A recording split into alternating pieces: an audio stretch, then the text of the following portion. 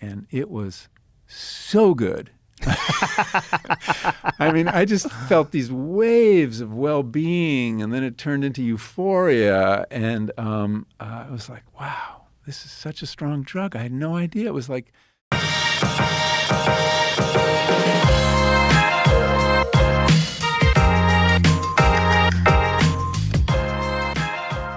So let's try a little thought experiment. Imagine living in a world where people on YouTube nag on you constantly to hit the like button or subscribe for the sake of the YouTube algorithm. Hint, hint. That's the kind of world we have come to.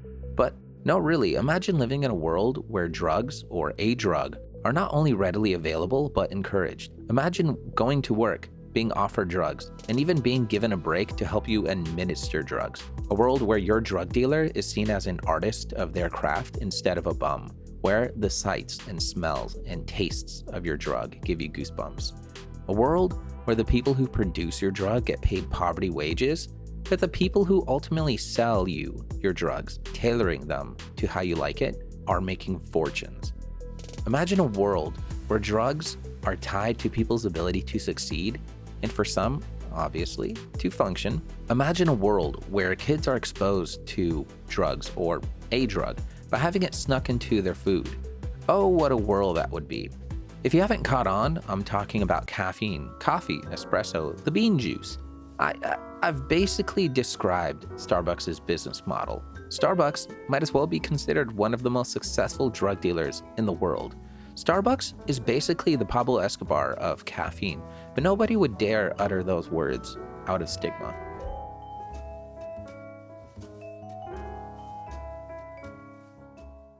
Which is one of the reasons I included caffeine, a totally legal drug that everybody uses.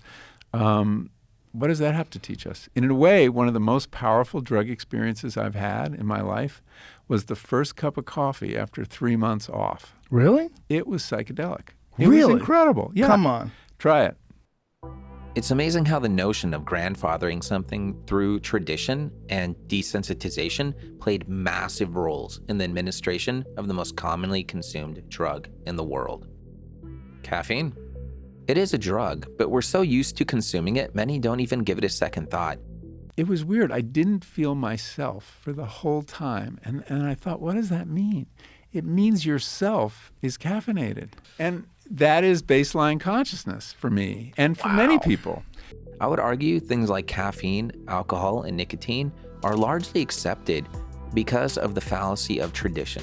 And as I mentioned earlier, they got grandfathered in.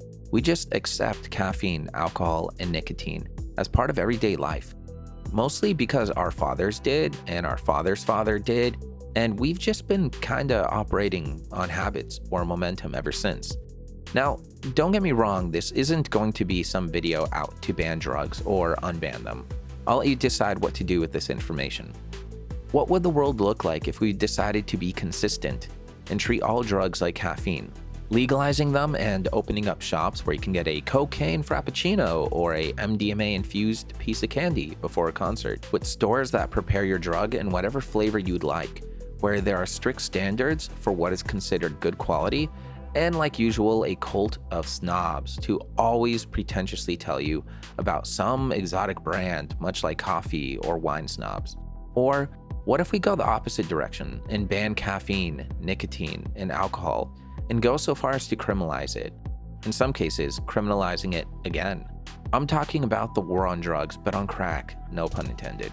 But this isn't that kind of video. This is a video trying to have an open conversation about our relationship with drugs, how the world I described earlier, we already live in, how alcohol, nicotine, and caffeine, and in many ways weed, are just part of everyday life, how people are playing with these chemicals all the time, and how we need to rethink what it means to be a drug user and what it means to be addicted or dependent. It's weird to see yourself be treated like some tweaker for craving coffee in the morning, but that's more or less what you see if you get in line at a Starbucks early in the morning. A bunch of people looking like zombies or irritable high-strung Karens, craving their customized caffeine-infused drinks. I'm a bank too! Give me my money back. Give me my money back.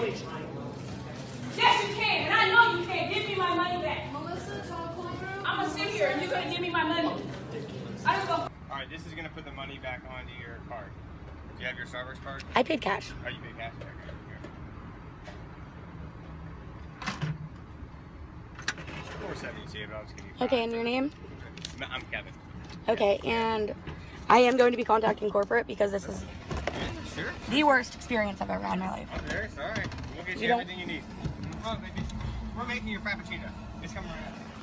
And I'm looking at these people, and they look like junkies you see in Amsterdam.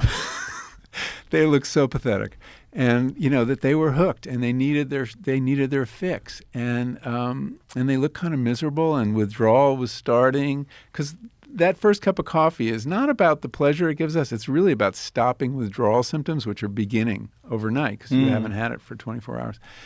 We have created a civilization that arguably needs this drug to function, or function faster, I guess.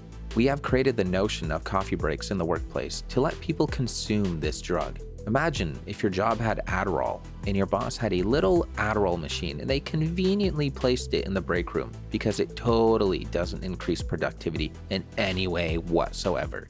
Think about it. Your employer gives you a drug and then gives you time off in which to ingest it during the workday. Yeah. Why would they do that? Because it contributes mightily. So the coffee break might seem like it's something your boss is giving you, but it's a way to extract more value from you. It sounds like I'm talking out my ass, but in the same way we're passive and desensitized to people consuming alcohol, nicotine, and caffeine, oftentimes in excess, you could very well adapt to a world where your boss could give you some Adderall to meet deadlines. Try not to consume caffeine, alcohol, nicotine, or weed for 3 months and see what happens. Try to deeply tune into yourself. Are you maybe, just maybe, some high-functioning addict? And he said, well, you're never going to understand your relationship to caffeine until you get off it. Is it an exaggeration to say most people are addicted to something? I felt like I had contracted ADD. I could not stay on track. Everything, the periphery just kept intruding on my thinking. I couldn't write. I mean, writing is the most linear thing you can do, right? Right. And it's all about concentration, obviously. And I couldn't concentrate. And I felt like there was this veil between me and reality that, I was not quite seeing, getting, feeling. The only things that were positive about it was I slept like a teenager. It really did improve my sleep. I had some great sleeps, like I remember from when I was a teenager, when you can sleep 14 hours. That was really good. Or are drugs inherently something that will inevitably do more harm than good? Or is it more reminiscent of the adage, the dose makes the poison? We can approach drugs with the death penalty, as Singapore does, or we can go the route of Amsterdam, where anything goes, or anywhere in between. However, one thing is clear, we need to rethink our relationship with these chemicals. Some states still lock you up for weed, while others like Oregon recently passed Measure 110.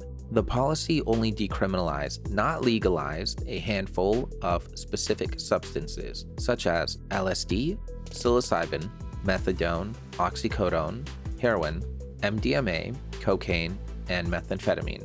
This is a serious shift from orthodoxy, and it's changing the relationship of how people view drugs in this country. In case you haven't caught on, I got the idea to make this video from a Joe Rogan podcast with Michael Pollan.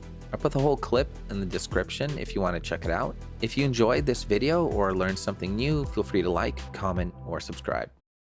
The coffee break actually has a history. We know the company that came up with it. And it was a necktie manufacturer in Denver called Wigwam Weavers. Really? And Wigwam Weavers made these very intricate silk neckties. And during World War II, they lost all their best loom operators to the war effort. So they hired these old guys to do it, who weren't getting drafted, and they couldn't do it very well. Then they hired these women to do it, and they could do it beautifully. And there were very intricate patterns, very complicated looms. I mean, you've seen how they, the patterns on neckties. And the women could do it really well, but only for about 4 or 5 hours. So they called a meeting, and the owners said to the workers, what could we do? We have to improve your efficiency, and we need more output. And the women said, well, give us a coffee break. They didn't call it that initially. And give us some time at like 10 in the morning and 4 in the afternoon, and give us some coffee and tea. So we started doing it, and overnight, like their productivity and efficiency goes up, quality control goes up, and so he institutes the coffee break, and I drank this drink, and it was so good. I mean, I just felt these waves of well-being, and then it turned into euphoria, and I was like, wow, this is such a strong drug. I had no idea. It was like cocaine or something. And that lasted for maybe 20 minutes. But then something turned that was kind of interesting. Across the street, there was a garbage truck that was grabbing hold of two plastic garbage cans and shaking them like this and making this horrible racket. And it really got under my skin. I was getting kind of irritable. And I said to Judith, can we go home? And I felt like I got to get something done. I felt kind of compulsive. Wow. And so we walked home, and I went to my office, and I just had this desire to get shit done. And so what I did was, this is really weird, I unsubscribed from like 100 listservs that I was getting on my email that were really annoying. I just killed them one after another and after another. And then after I finished that, I went through the sweater in my closet, all the sweaters in my closet.